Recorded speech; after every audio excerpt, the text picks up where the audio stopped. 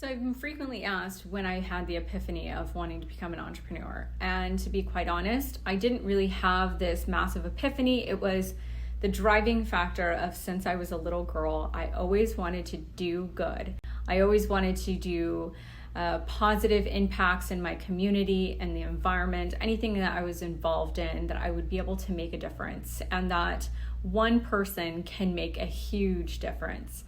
I knew that creating a business would allow me to utilize that as a vehicle to catapult the changes and the desires that I wanted to be a positive impact in the industry that I would be in. And that was the thing that was really driving me and has driven me to this point to be a successful entrepreneur, because I know that as I continue to serve this mission and create opportunities, not only will it build success within my company, but also my community. And at the end of the day, I believe that both can go hand in hand, and you can continue to change your surroundings by having that same focus.